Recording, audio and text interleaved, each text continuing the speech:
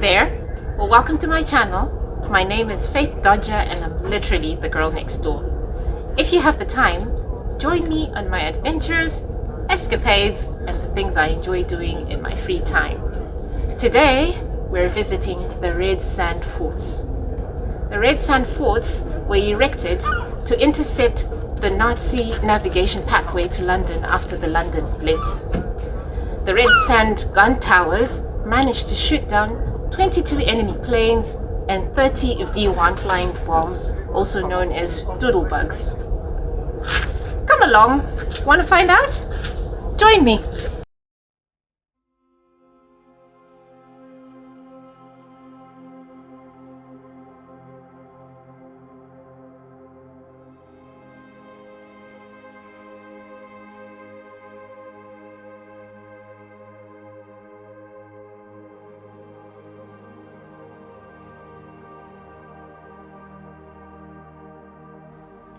You might be wondering why these towers exist. Well, this was because of the Blitz. What is the Blitz? Well, let me tell you. The most intense bombing attack by Nazi Germany on London was known as the Blitz. It started on 7 September 1940, and 76 consecutive nights of bombing on London followed. By the time it ended in May 1941, more than 1 million homes in London had been destroyed, and approximately 40,000 people had been killed.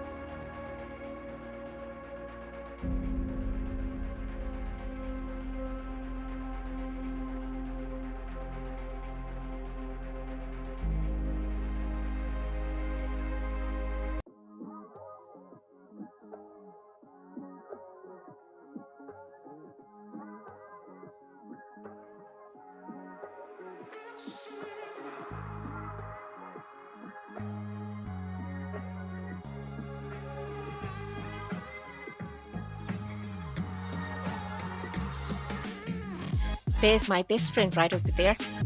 I couldn't have gone on this tour on my own. We had a blast together. We've always embarked on adventures together. It's our thing.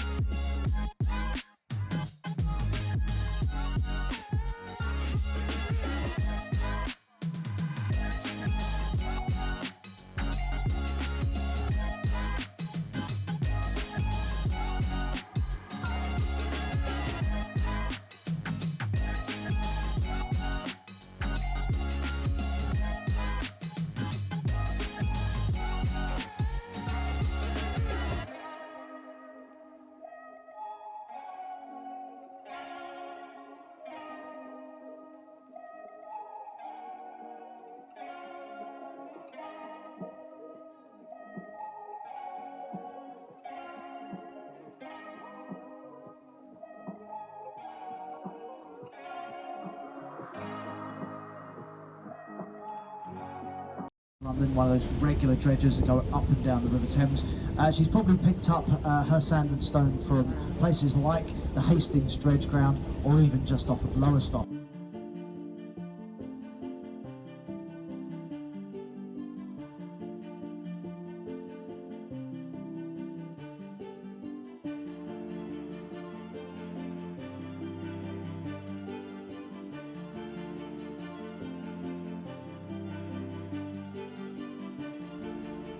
Today, we are visiting the Red Sand Towers, as they are the last towers in reasonable condition. These notable towers were built to help shoot down enemy planes intent on bombing London in the Second World War.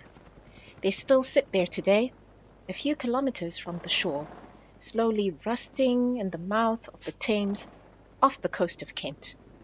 The forts had some success. The soldiers stationed there shot down a total of 22 attacking German aircraft and 30 doodlebugs, thus defending a densely populated London from a further catastrophe.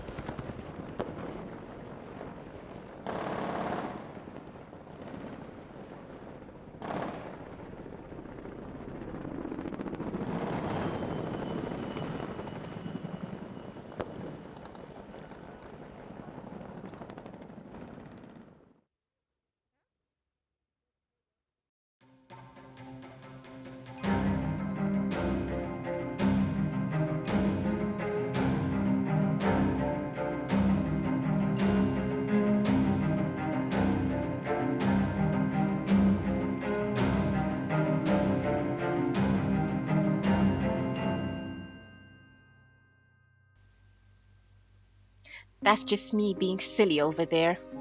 A little theatrics. Whoa, whoa, whoa. I could feel the wave motion. That's what it's like when you're sailing.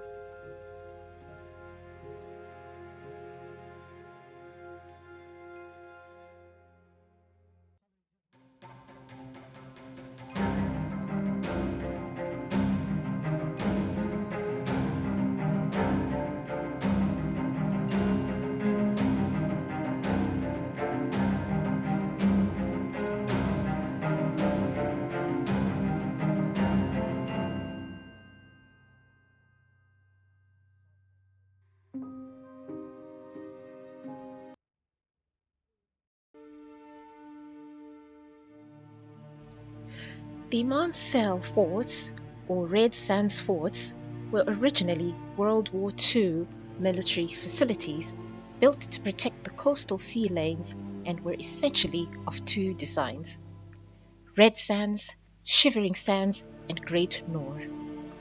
They consisted of separate towers, each set on 4 concrete legs supporting a steel structure 100 feet above sea level, and connected by narrow catwalks. This architectural relic consisted of 5 gun towers, a searchlight tower, and a main control tower. The towers were towed out on specially constructed barges, 2 at a time, and set into the seabed. Today, we're looking at the Red Sands Forts because they are the ones that are in the best condition and closer to the coast of Southend.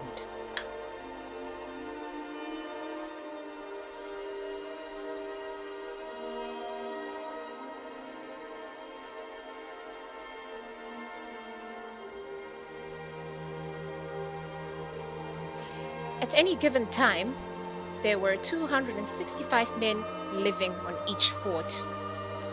They would receive fresh water and food supplies, but would rely on seawater for their baths, which was heated by generators.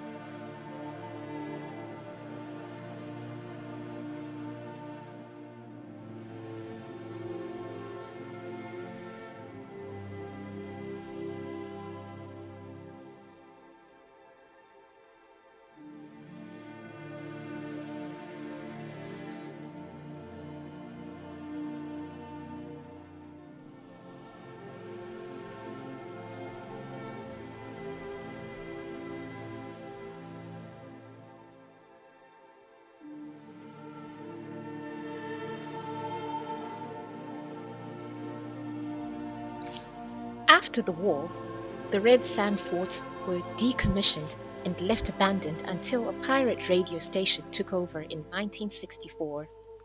It was known as Radio Invicta. The radio station broadcasted a mix of pop and rock music, bringing new, frowned-upon sounds to an eager generation of teenagers. The pirate radio station in question operated without a license.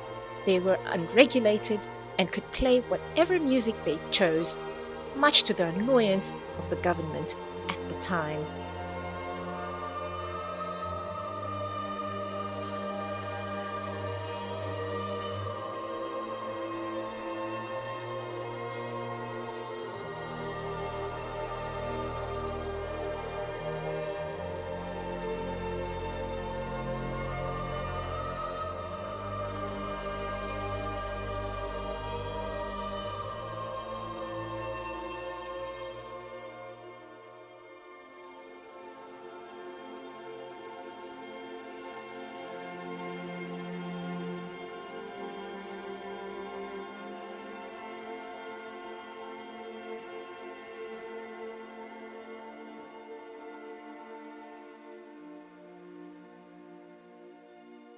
Strong northerly gale came through and the ship dragged her anchor. It went unnoticed by the harbour master, and as a direct result of that, the crew started noticing that the ship was starting to loom out of the water. Cracks started to appear on the deck. She started making strange noises. It was clearly evident that she was hard on the ground. The ship started to take on water, whilst the Rochester Stevedore Company was dispatched as quickly as they could with empty barges to get out here to try and lighten the ship so that she could potentially refloat. She eventually snapped in two a few days later, taking her cargo of ammunition to the bottom. While she arrived in the UK with just over 3,000 tonnes, she still holds to this day around half of that on board, mainly in the forward part of the ship. The two masts are fairly close together, close to Essex. That is still attached to the front part of the ship. You can just about make out a small life raft cradle that's poking up out of the water to the left of the central mast. The mast furthest, closest to Kent, notice how it is a slightly different orientation, bending further away from the forward part of the ship. That is attached still to the rear part of the wreck, with a gap of about 20 feet between the two pieces. And the Ministry of Defence keep an eye on the deterioration of the wreck. They come out here annually and carry out surveys, and they're saying that slowly but surely the wreck is slowly sinking into the soft sands, and slowly the decks are collapsing on top of one another. It's a gradual process, but they are now concerned that the masts, they are deteriorating quite rapidly at the base, and so it could be any day now that one of those masts could topple, and with the risk of setting those explosives off, which could send a wall of water up the River Thames 5 metres high, that could blow doors and hinges from their windows at Sheerness and in Southend. But we don't really know what's going to happen. It could be perfectly harmless. But it hasn't stopped them raising a contract for £5 million. They're calling it danger money for any company willing to come out here and hack the masts off, sending the Montgomery to a watery grave. They're expected to start sometime this year, when we were told March last year was when the masts were likely to be removed, but they're still here.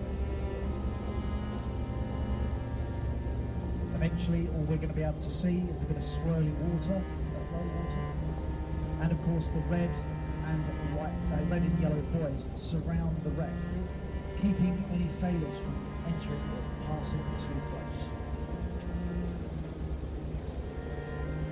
Or they'd be a very big hole.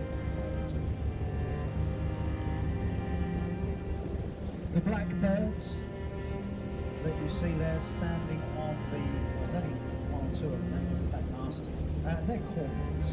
They eat their own body weight in fish every 24 hours.